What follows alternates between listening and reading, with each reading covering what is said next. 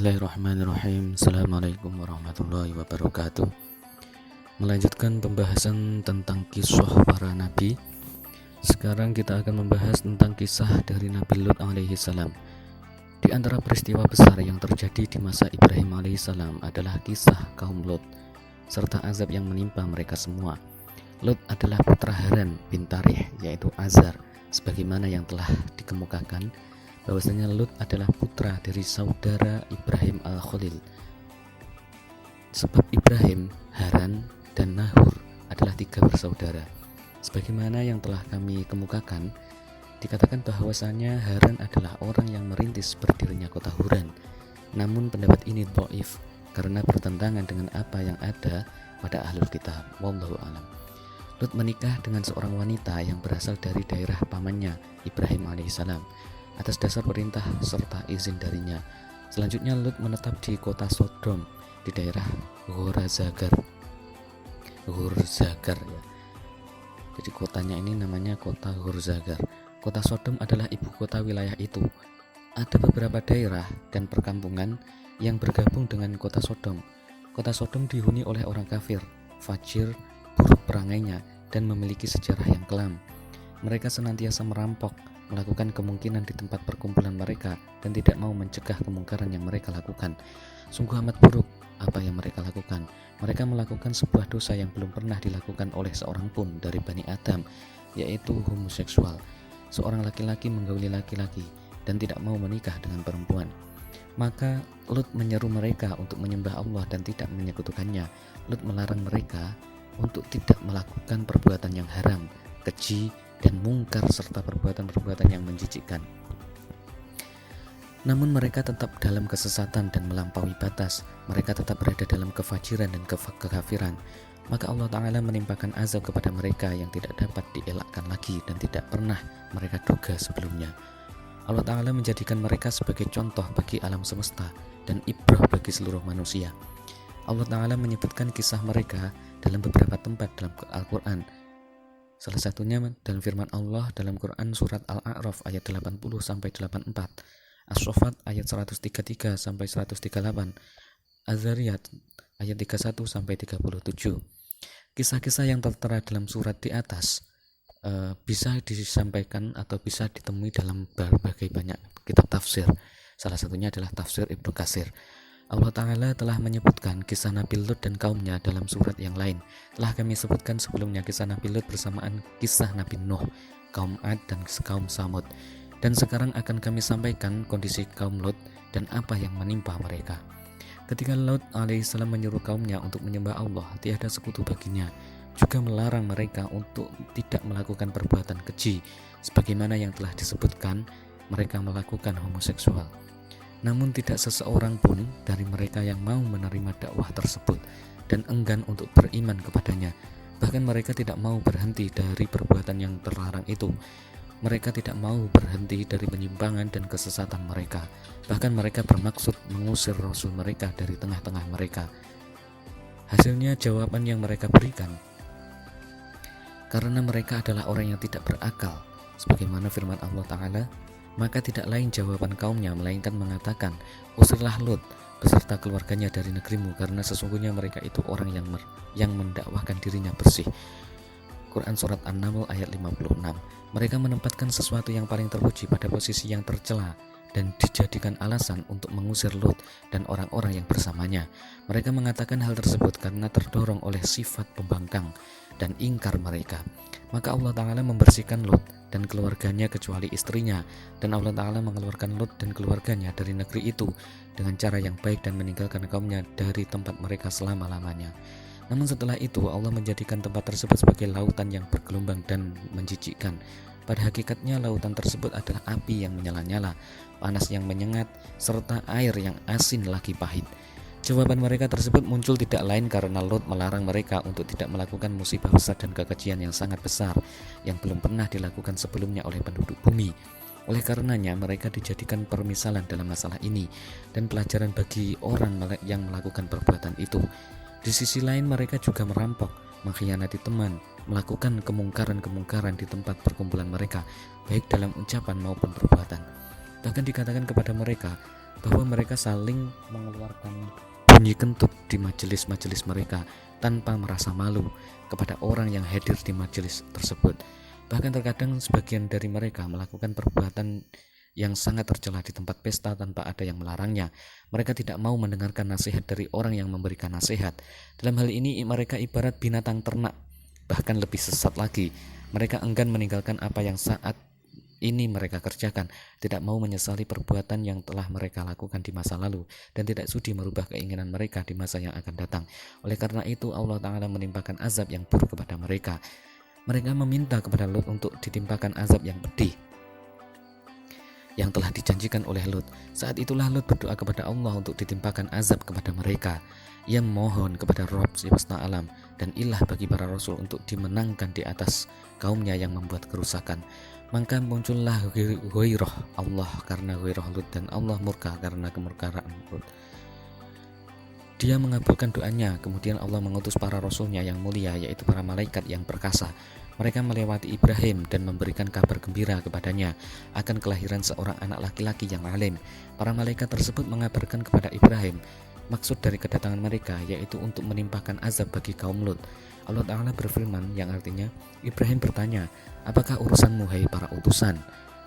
Mereka menjawab, sesungguhnya kami diutus kepada kaum yang berdosa, agar kami timpakan kepada mereka batu-batu dari tanah yang keras yang ditandai di sisi Tuhanmu untuk membinasakan orang yang melampaui batas. Hal tersebut karena mengharap para malaikat tersebut menjelaskan alasan kedatangan mereka, membiarkan kaum Lut dan kembali pulang. Dalam Quran surat Hud ayat 75-76, bahwasanya ditinggalkanlah jawaban tanya jawab ini dan bicaralah masalah yang lain, sebab azab mereka telah ditentukan sehingga mereka berhak mendapatkan azab kehancuran dan kebinasaan. Firman Allah Ta'ala, innahu qad jaa amru wa rabbuk, sesungguhnya telah datang ketetapan Allah. Allah telah memerintahkannya dan tidak mungkin ditarik lagi. Azabnya tidak akan pernah diurungkan serta ketetapannya tidak akan pernah berubah. Sa'id bin Jubair As-Sudi, Qatadah dan Muhammad bin Ishaq menyebutkan bahwasanya Ibrahim alaihissalam berkata, apakah kalian akan menghancurkan suatu kaum yang di dalamnya terdapat 300 orang mukmin? Para malaikat menjawab, tidak. Kemudian Ibrahim berkata, 200 orang mukmin. Dijawab lagi, tidak. Ibrahim bertanya lagi, 40 orang mukmin. Dijawab lagi, tidak. Ditanyakan lagi, 14 orang mukmin. Dijawab lagi, tidak.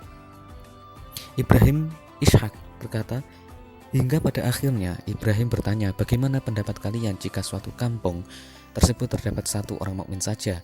Para malaikat menjawab, tidak. Ibrahim berkata sebagaimana yang tertera dalam firman Allah yang artinya, sesungguhnya di kota itu ada Lut. Para malaikat berkata, kami lebih mengetahui siapa yang ada di kota itu. Menurut kalangan ahlu kitab, bahwasanya Ibrahim berkata, wahai Rabbku, apakah engkau akan menghancurkan mereka padahal di antara mereka ada 50 orang soleh? Allah Ta'ala berfirman, aku tidak akan menghancurkan mereka sedangkan di antara mereka terdapat 50 orang soleh. Kemudian Ibrahim terus meminta keringanan hingga batas 10 orang soleh. Maka Allah Ta'ala berfirman, aku tidak akan menghancurkan mereka sedangkan di antara mereka terdapat 10 orang soleh. Kalangan ahli tafsir mengatakan setelah para malaikat yaitu Jibril, Mikail, dan Israfil meninggalkan Ibrahim alaihissalam, maka mereka mendatangi negeri Sodom dalam berupa pemuda yang sangat tampan sebagai bentuk ujian dari Allah Ta'ala atas kaum Lut dan untuk menegakkan hujjah atas diri mereka. Mereka pun bertemu kepada Lut ketika matahari tenggelam. Lut merasa khawatir sekiranya tidak menyambut mereka, maka akan didahului oleh orang lain karena mengira bahwa mereka adalah manusia biasa. Ibnu Abbas, Mujahid, Qatadah, dan Muhammad Ishaq berkata, sangat berat ujiannya, sebab Lut mengetahui betapa berat harus melindungi para tamunya malam tersebut dari gangguan kaumnya sebagaimana yang mereka lakukan pada selain mereka. Kaum Lut telah membuat perjanjian kepadanya untuk tidak menerima seorang tamu pun, namun Lut melihat sesuatu yang tidak mungkin dielakkan. Qatadah menyebutkan para malaikat tersebut mendatangi Lut di tempat kerjanya. Mereka hendak bertamu kepadanya, namun Lut merasa malu kepada mereka lalu menghadang mereka. Ibrahim menyindir mereka dengan harapan mereka berkenan untuk meninggalkan negeri tersebut dan singgah di tempat yang lain. Qatadah melanjutkan, para malaikat tersebut diperintahkan untuk tidak menghancurkan kaum Lut hingga Nabi mereka memberikan kesaksian atas diri mereka. As-Sudi berkata para malaikat tersebut pergi dari hadapan Ibrahim menuju negeri Lut. Mereka mendatangi negeri tersebut pada waktu tengah hari. Sesampainya mereka di sungai negeri Sodom, mereka bertemu dengan putri Lot yang tengah mengambil air untuk keluarganya. Saat itu Lot memiliki dua orang anak perempuan. Putri yang pertama bernama Raitsa dan yang kecil bernama Zagrata. Para malaikat tersebut berkata kepadanya, "Wahai anak perempuan, apakah ada tempat untuk singgah?" Ia menjawab, "Ya, datanglah lagi kepada kalian." Ia merasa kasihan jika kaumnya memperlakukan mereka dengan tidak wajar. Lalu ia mendatangi ayahnya dan berkata, "Wahai ayah, ada beberapa pemuda yang ingin bertemu denganmu di pintu masuk kota. Aku belum pernah melihat wajah yang lebih tampan dari wajah mereka. Jangan engkau biarkan kaummu mengganggu mereka dan mempermalukan mereka." Pada waktu itu kaum Lut telah melarangnya untuk menerima tamu. Mereka berkata, "Biarkan kami menerima tamu laki-laki." Lut membawa mereka, para malaikat itu, tanpa diketahui oleh seorang pun kecuali istrinya. Maka istri Lut keluar menemui kaumnya dan berkata, "Di rumah Lut ada beberapa laki-laki yang sangat tampan yang belum pernah aku lihat sebelumnya." Maka kaumnya berbondong-bondong mendatangi rumah Lut. Firman Allah Ta'ala, "Wa min qablu kanu ya'maluna sayyi'at," dan sejak dahulu mereka selalu melakukan perbuatan yang keji, yakni sebelum mereka telah melakukan dosa-dosa besar.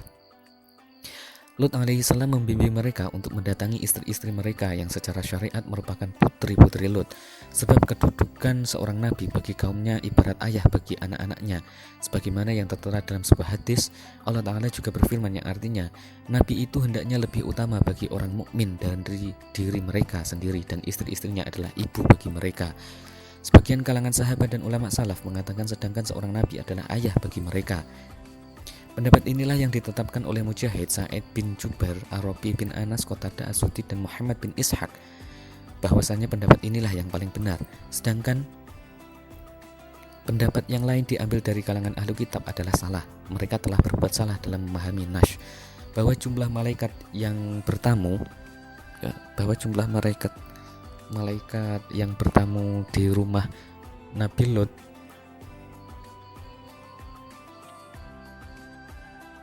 itu adalah dua malaikat, dan mereka makan malam di rumah Lot. Ini merupakan larangan bagi mereka untuk tidak melakukan kekejian yang tidak pantas mereka kerjakan. Ungkapan di atas juga sebagai persaksian Lot bahwa tidak ada seorang pun di antara mereka yang memiliki pegangan hidup, dan tidak ada seorang pun yang memiliki kebaikan. Semuanya adalah orang-orang bodoh, orang-orang kuat yang fajir, dan orang kaya yang kafir. Inilah sebenarnya yang hendak didengar oleh para malaikat sebelum mereka menanyakan kepada Lot. Maka kaumnya, semoga Allah melaknatnya, menimpa mereka. Menjawab ungkapan Nabi mereka yang telah memerintah sesuatu yang lemah lembut. Mereka berkata, alaihim laknatullah, "Wahai Lot, engkau telah mengetahui bahwa kami tidak berkeinginan terhadap putri-putrimu, dan engkau telah mengetahui tujuan dan keinginan kami." Mereka menyampaikan ungkapan yang kotor ini kepada Rasul mereka yang mulia. Mereka tidak merasa takut dengan azab yang pedih yang akan menimpa mereka. Ia sangat mengharap sekiranya memiliki kekuatan atau pembela atau keluarga yang menolongnya atas perbuatan kaumnya, niscaya ia akan menimpakan azab yang sesuai dengan apa yang mereka ucapkan. Az-Zuhri berkata dari Sa'id bin Musayyab dan Abu Salamah dari Abu Hurairah secara marfu, "Kami lebih berhak untuk ragu daripada Ibrahim. Semoga Allah merahmati Lut. Sungguh ia telah berlindung kepada keluarga yang kuat. Sekiranya aku berada di penjara sebagaimana yang dialami Yusuf, niscaya aku akan penuhi utusan yang datang kepada Yusuf." Muhammad bin Amr al-Akumah dari Abu Salamah dari Abu Hurairah bahwasanya Rasulullah bersabda, "Sungguh ia telah berlindung kepada keluarga yang kuat, yakni Allah SWT, dan tidaklah Allah mengutus seorang nabi pun melainkan dari kalangan yang mulia dari kaumnya." Allah Ta'ala berfirman dalam Quran surat Al-Hijr ayat 67 sampai 71. Lut memerintahkan mereka untuk menggauli istri mereka. Lut juga mengingatkan mereka untuk tidak terus dalam jalan dan perbuatan yang salah. Meskipun demikian, mereka tidak mau berhenti dan tidak memperdulikan nasihat itu. Bahkan setiap kali Lut melarang mereka, maka mereka semakin menjadi-jadi dan bersikeras untuk mendapatkan tamu-tamu tersebut. Mereka tidak mengetahui bahwasanya bencana apa yang akan menimpa mereka di pagi harinya. Oleh karena itu, Allah bersumpah dengan kehidupan nabinya, "Demi umurmu Muhammad, sesungguhnya mereka terombang-ombang-ambing di dalam kemabukan kesesatan." Kalangan ahli tafsir dan lainnya menyebutkan bahwa Nabiullah Lut berusaha mencegah dan menghalau kaumnya agar tidak memasuki rumahnya. Lut menghalau mereka dari balik pintu. yang tertutup, sedangkan kaumnya berusaha untuk membukanya. Lot tetap terus mengingatkan dan melarang mereka dari balik pintu, dan mereka terus-menerus bersemangat. Kala merasa terjepit dan kondisinya semakin sulit, maka Lot berkata sebagaimana firman Allah, "Seandainya aku ada mempunyai kekuatan untuk menolakmu, atau kalau aku dapat berlindung kepada keluarga yang kuat, tentu aku lakukan. Niscaya akan aku timpakan azab pada kalian." Para malaikat berkata, "Qalu ya Lutu inna rusulu rabbika lan yasilu ilaik." Hai Lut, sesungguhnya kami adalah utusan-utusan Tuhanmu. Sekali-kali mereka tidak akan dapat mengganggu. Para ahli tafsir menyebutkan, Jibril alaihissalam keluar menemui mereka, lalu memukulkan ujung sayapnya ke arah wajah mereka sehingga menjadikan mata mereka buta. Bahkan ada yang mengatakan bahwasanya mata mereka hilang.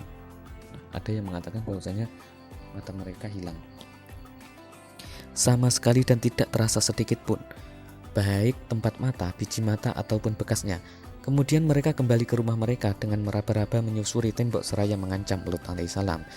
Para malaikat datang menemui Lot dan memerintahkan kepadanya serta anggota keluarganya untuk pergi meninggalkan kampungnya di akhir malam. Firman Allah Ta'ala, "Ilam ro'atuk," kecuali istrimu, bila dibaca nasob, yakni bacaan imro'atak, sehingga kalimat tersebut adalah pengecualian. Firman Allah Ta'ala, "Sebab itulah pergilah dengan membawa keluargamu, kecuali istrimu." Ya, karena istrinya berkhianat dengan menyebutkan kalau di rumah Nabi Lot ada tamu, maka janganlah engkau bawa serta ia bersamamu, dan dapat dimungkinkan kalimat tersebut merupakan sebuah pengecualian. Istrinya akan menoleh ke belakang, bahasanya sehingga akan tertimpa azab sebagaimana halnya yang menimpa kaumnya. Pendapat ini dikuatkan dengan bacaan Rufa', ya wallahu alam. As-Suhli berkata, nama istri Lot adalah Walihah, sedangkan nama istri Nuh adalah Waligoh. Para malaikat tersebut berkata kepada Lot sebagai bentuk kabar gembira akan kehancuran orang-orang yang melampaui batas, lagi pembangkang yang terlaknat yang dijadikan Allah pelajaran bagi setiap pengkhianat. Ketika Lot keluar dari kampungnya bersama keluarganya, yaitu kedua anak putrinya ya, maka tidak ada seorang pun yang mengikutinya. Ada yang mengatakan bahwa istrinya juga ikut keluar bersamanya, wallahu alam. Ketika mereka telah meninggalkan negeri mereka dan matahari mulai terbit, maka para malaikat menimpakan azab yang tidak dapat ditangguhkan lagi. Menurut kalangan ahli kitab, bahwasanya para malaikat memerintahkan Lut untuk naik ke puncak gunung dan menjauh dari tempat kaumnya. Kemudian Lut meminta kepada para malaikat tersebut untuk diizinkan pergi ke perkampungan yang terdekat. Para malaikat berkata, "Pergilah, kami akan menunggu hingga kamu sampai pada perkampungan tersebut dan tinggal di sana. Kemudian kami akan menimpakan azab kepada mereka." Kalangan ahli kitab menyebutkan bahwa Lot pergi ke perkampungan Sughor, yang orang-orang menyebutnya dengan nama Gorzagor. Dikala matahari menyingsir, maka azab menimpa kepada kaumnya. Mereka mengatakan Jibril memporak-porandakan tempat tinggal mereka yang berjumlah 7 kota dengan ujung sayapnya. Mereka mengatakan bahwa jumlah mereka adalah 400 orang. Ada yang mengatakan jumlah mereka 4.000 orang ditambah hewan-hewan. Tempat-tempat dan daerah di sekitar itu pun diporak-porandakan. Mereka semua diangkat ke langit hingga para malaikat mendengar kokokan ayam jantan dan lulungan anjing. Kemudian dibalik dan ditimpakan kepada mereka, sehingga bagian dari atas mereka menjadi bagian yang bawah. Kalimat sijil dalam firman Allah adalah bahasa Persia yang dimasukkan ke dalam bahasa Arab, makanya sangat keras dan kuat. Allah membalikkannya dan meningkatkannya dalam posisi terbalik, kemudian menghujaninya dengan bebatuan dari sijil yang turun secara bertubi-tubi. Batu-batu tersebut terdapat tulisan di atasnya nama orang-orang yang akan dikenainya, baik yang ada di kota tersebut maupun yang tengah berada dalam perjalanan, pindah daerah atau dalam perantauan. Ada yang mengatakan bahwa istri Lot tinggal bersama kaumnya, namun ada yang mengatakan bahwa ia keluar bersama suaminya, Lot dan anak kedua putrinya. Namun ketika mendengar suara yang mengguntur dan mengetahui bahwa negerinya telah porak-poranda, maka ia menoleh kepada kaumnya dan menyelesaikan perintah Rabb-nya. Maka ada sebuah batu yang menimpa kepalanya dan mengumpulkannya dengan kaumnya, sebab ia berada di atas agama mereka dan menjadi mata-mata atas keberadaan tamu-tamu Lot. Allah Ta'ala berfirman berkaitan dengan kisah Ifki, yaitu ketika Allah Ta'ala menurunkan ayat untuk mensucikan Ummul Mukminin Aisyah binti Asy-Syiddiq, istri Rasulullah. Ketika para pembohong menyebarkan kebohongan, maka Allah memperingatkan dan mengancam orang-orang mukmin dengan firman-Nya, yang artinya, ingatlah di waktu kamu menerima berita bohong dari mulut ke mulut dan kamu katakan dengan mulutmu apa yang tidak kamu ketahui sedikit pun. dan kamu menganggapnya suatu yang ringan saja, padahal dia pada sisi Allah adalah besar. Dan mengapa kamu tidak berkata di waktu mendengar berita bohong itu, sekali-kali tidaklah pantas bagi kita mengatakan ini, Maha suci Engkau ya Tuhan, ini adalah dusta yang besar. Quran Surat An-Nur ayat 15-16. Yakni Maha suci Allah, tidak mungkin istri Nabi melakukan suatu perbuatan yang tidak pantasnya. Firman Allah Ta'ala, wa ma hiya minadh dhalimina biba'id, dan siksaan itu tidak jauh dari orang yang lalim, yaitu siksaan tersebut tidak jauh berbeda akan menimpa orang yang melakukan seperti perbuatan kaum Lot. Oleh karena itu, sebagian ulama berpendapat bahwa mereka pelaku homoseksual harus dirajam baik muhson, ya baik muhson maupun bukan muhson. Wajib pelaku-pelaku yang saat ini juga marak, yaitu LGBT, itu wajib dirajam. Pendapat ini diungkapkan oleh Asy-Syafi'i, Ahmad bin Hanbal, dan sejumlah imam yang lain. Mereka juga berdalilkan hadis yang diriwayatkan oleh Ahmad, ya, dan para penulis kitab-kitab sunan dari hadis Amr bin Amr dari Ikrimah dari Ibnu Abbas bahwasanya Rasulullah bersabda, barang siapa yang mendapati orang yang melakukan perbuatan kaum Lot, yaitu homoseksual dan yang sejenisnya, maka bunuhlah yang mereka lakukan dan orang yang diajak melakukannya. Abu Hanifah berpendapat pelaku homoseksual dijatuhkan hukuman dengan dilempar dari atas gunung kemudian dilempari dengan batu. Allah Ta'ala telah menjadikan tempat tersebut sebagai lautan bangkai yang air dan tanah di sekitarnya tidak dapat dimanfaatkan karena kehancurannya, jelek kualitasnya, dan terlalu rendah datarannya. Peristiwa tersebut sebagai ibrah, pelajaran, pemisalan, dan tanda-tanda kekuasaan, keagungan, serta kemuliaan Allah Ta'ala berkaitan dengan balasannya terhadap orang yang menyelisihi perintahnya, mengikuti hawa nafsu, dan membangkang kepada Tuhannya. Hal ini juga sebagai bukti atas kasih sayang Allah terhadap orang mukmin dengan menyelamatkan mereka dari kebinasaan dan mengeluarkan mereka dari kegelapan menuju cahaya. Firman Allah Ta'ala yang artinya, maka mereka dibinasakan oleh suara keras yang mengguntur ketika matahari akan terbit, maka kami jadikan bagian atas kota itu terbalik ke bawah, dan kami hujani mereka dengan batu dari atas tanah yang keras. Sesungguhnya pada yang demikian itu benar-benar terdapat tanda kekuasaan kami bagi orang yang memperhatikan tanda-tanda, dan sesungguhnya kota itu benar-benar terletak di jalan yang masih tetap dilalui manusia. Sesungguhnya pada yang demikian itu benar-benar terdapat tanda-tanda kekuasaan Allah bagi orang yang beriman. Jadi Allah mengazab kaum Lut dengan suara yang keras dan mengguntur. Kemudian Rasulullah membaca ayat yang artinya, sesungguhnya pada yang demikian itu benar-benar terdapat tanda kekuasaan kami bagi orang yang memperhatikan tanda-tanda.